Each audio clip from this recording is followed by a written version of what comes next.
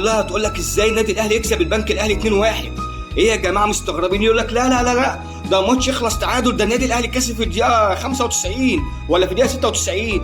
طب وايه المشكله؟ طب ما النادي الاهلي كان كسبان 1-0 والبنك الاهلي تعادل معاه في الشوط الاولاني.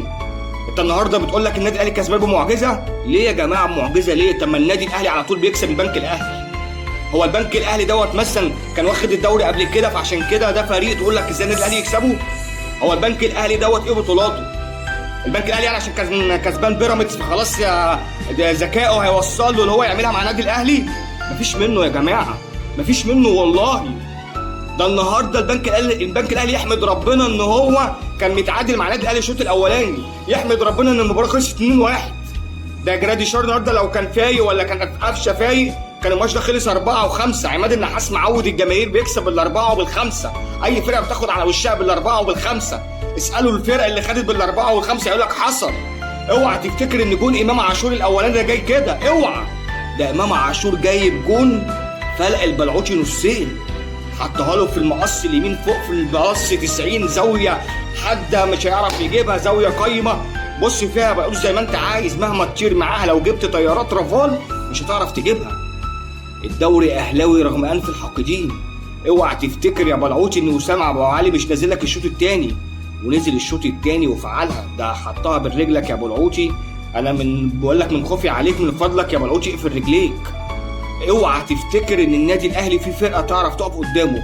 اوعى حد يحلم ان الدوري دوت مش بتاع النادي الاهلي رغم انف الحاقدين، رغم كل الناس اللي كانت بتقول لك النادي الاهلي هتخصم منه 3 نقط اخر الموسم. ليه يا عم؟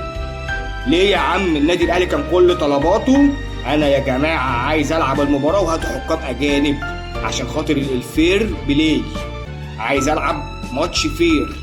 الرابطه قال لك طيب هنجيب، انت ما قلتش قبل الميعاد ب 15 يوم، اذا كنت عامل القرعه قبلها ب4 ايام يبقى اقول لك ازاي قبلها ب 15 يوم. يقول لك ايه طيب ما الوزير جابهم لك بس جابهم 12 بالليل، اديك انت قلت الوزير جابهم 12 بالليل، يعني الحكام كانوا جايين كنت اجل المباراه. ما علينا من القصه دي.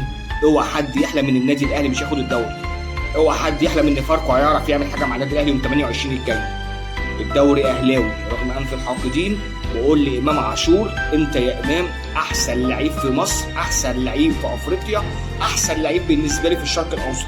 يا راجل ده امام عاشور لما جاب الجون والله وانا بتفرج على الماتش عملت كده، ايه ده يا امام؟ الناس كلها ايه ده؟ دي قذيفه، هو انت في حرب يا امام؟ واحد على شويه على البلعوتي. البلعوتي قال له ابص رجلك يا امام كفايه، قال له مفيش منه، ده اسامه ابو علي نازل لك الشوط الثاني وهيخليك مش هتشوف.